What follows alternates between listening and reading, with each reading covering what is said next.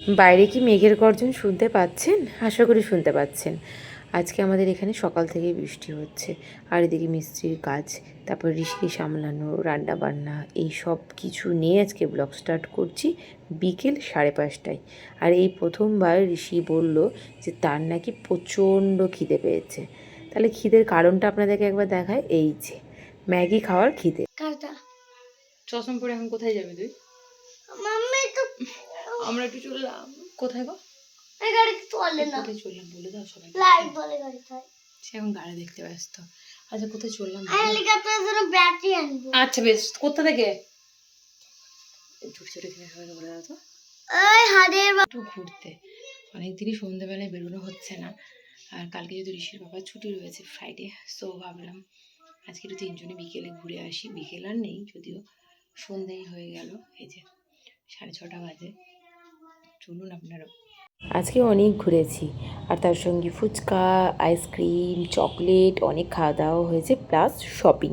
আজকে শপিংয়ে যে দুটো জিনিস আমার সব থেকে ভালো লেগেছে সেটা হচ্ছে লিলেন বাটিকে রেড ইয়েলো কম্বিনেশনের এই শাড়িটা।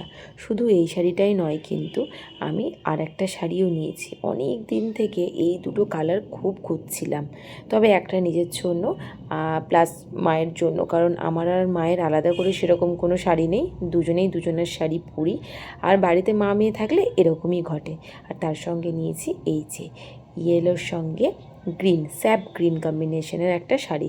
এটাও আমার ভীষণ পছন্দ হয়েছে, তবে যেহেতু আগেই একটা স্যাপ গ্রিন কম্বিনেশনের লিলেন বাটিক নিয়েছি নেভি ব্লু পার, তাই আর এটাকে নিচ্ছি না, এটা মামিকে দেবো বলে ঠিক করেছি।